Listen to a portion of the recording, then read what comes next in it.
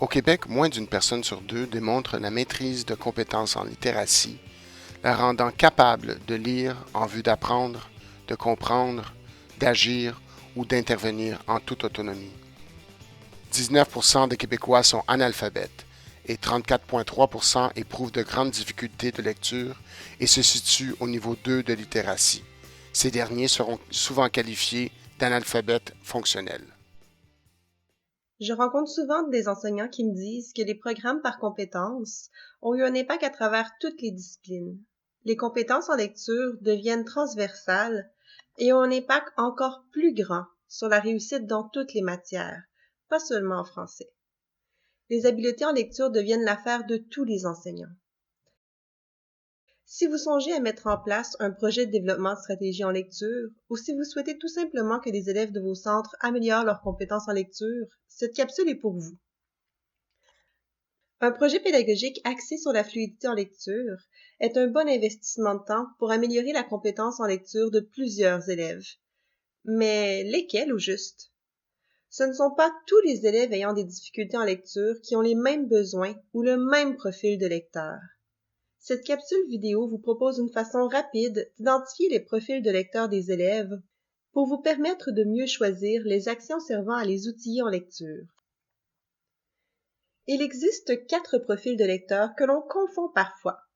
Le premier profil est celui du bon lecteur.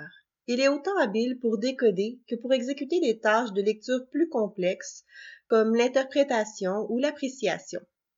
Ayant à sa portée un éventail de stratégies en lecture internalisées, un parcours scolaire standard devrait l'amener à développer son potentiel, surtout si on l'amène à réfléchir sur les stratégies qu'il utilise déjà.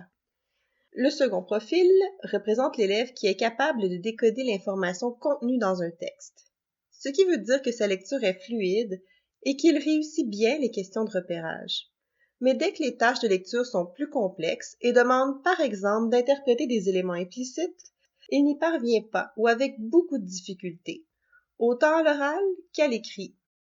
Pour ce type d'apprenant, il faut enseigner des stratégies. Travailler la fluidité en lecture n'est pas nécessaire. Le troisième profil est celui de l'élève qui a de la difficulté à décoder le texte écrit. Les élèves qui ont ce profil bénéficieront grandement d'un programme axé sur la fluidité en lecture. Comment reconnaît-on les élèves qui ont ce profil? Certains indices peuvent nous aider. Il fait de la lecture en suivant la ligne avec son doigt ou de la subvocalisation en lisant. Il a toutefois une très bonne compréhension. Mais comment identifier cette force en compréhension étant donné toutes ses difficultés à décoder les mots et l'information? Faites-lui faire une tâche à l'écoute. Il comprendra très bien. Enfin, le dernier profil est celui du lecteur qui éprouve des difficultés à la fois à décoder et à comprendre l'information. Tout comme l'élève du troisième profil que Fayolle appelle le bon compreneur, il peut lire en suivant la ligne avec son doigt et subvocaliser, mais il n'arrivera pas à répondre à des questions de compréhension, que ce soit à l'oral ou à l'écrit. Bien que de travailler la fluidité en lecture sera pertinent, un accompagnement différent devra suivre pour travailler les habiletés de haut niveau en lecture.